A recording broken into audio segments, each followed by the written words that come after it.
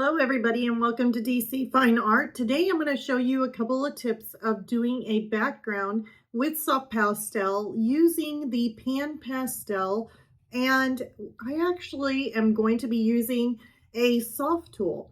Now on the Sofft Tools, that's spelled S-O-F-F-T if you haven't heard of them, there are Sofft Tools that you can use with your pan pastels. And you can get these kits that have like these circles, like big sponges that are like circles. You got some little triangular looking shapes, but then you also got this one right here. Now, for some of you may already know, okay, I already know what this is for. It's no big deal. For this video here is for anybody who did get these, or maybe they haven't gotten them yet. And you're just not for sure what they're for, so they just kind of sit over there in the corner, not being used. The little corner on here, of course, the little tip, you can use that to get into finer details. But if you're wanting to create a bokeh kind of look with these beautiful circles kind of in the background where the light kind of glimmers and makes those out of focus little circles in the background, this right here is definitely your little friend. So let's go ahead and we're going to turn this around. We're going to work on a background in soft pastel. Now it won't be the entire, I'm doing like a little fish. It won't be the entire, the whole painting done on this. It'll just be the background. If you're wanting to see the fish also, I will actually put that once it's done. It's not done yet, but once it's done, I will be putting that on my Patreon for free. So it'll be one of the free ones that I'll have listed in there, since right now I do not have a free one for the soft pastel. So this one will be the free one that anybody can just go there and watch it anytime they'd like, just to kind of see how I teach my lessons over there on Patreon. And yeah, let's go ahead and turn this around and let's get to doing this background and having some fun with this little fella here. So the first thing I do with a lot of my sketches is that I take a kneaded eraser and I just go ahead and dab that, picking up some of that shiny graphite off the paper, so that way my soft pastel can stick around it, or even if I slightly go over the edge of it, that's perfectly fine. So that way it has more of a smoother transition for the background. Now I'm just lightly just putting this on, and I'm just looking at my reference photo and just getting it as close as possible to what the reference photo kind of looks like. Now here I'm just using more of this Payne's gray kind of look, one of my favorite colors, as you all know. Or at least my Patreons know. I definitely love using Payne's gray for pretty much everything.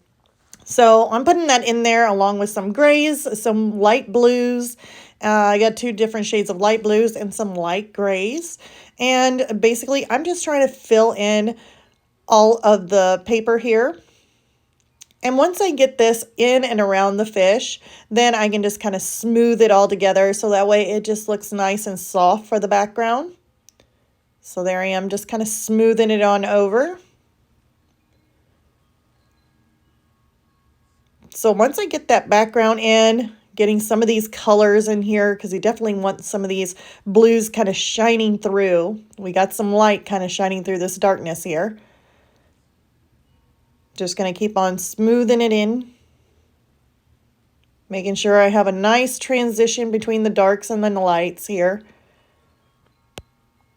So once those are in, and I've got that all together here, see, now you can see just how slow I was going, but I definitely got that all layered in. So now I'm going to take that little teardrop sponge, and I'm basically going to roll the bottom of it into the pan pastel here. Just kind of rolling it in there, getting it nice and saturated. There it is. And then I'm just going to roll it on my paper. And it makes a perfect circle. So it's really nice. But if you're working with with these circles, you can tell that some of them are kind of got two circles together. You've got some that are kind of half circle, and you can still create that. So here I'm going to make a nice big bold one right here. So going around in a circle, creating another one right beside it. There is a little small one, and if you're wanting to create a small one, just kind of dab it on the paper, and just a little dab, and that actually makes a small one. Here I'm just kind of making one that's kind of together, kind of merged in with each other. So I'm just kind of playing around with this. Sometimes you can get a little bit too carried away. I think on this one here, I was really having a lot of fun putting these circles in.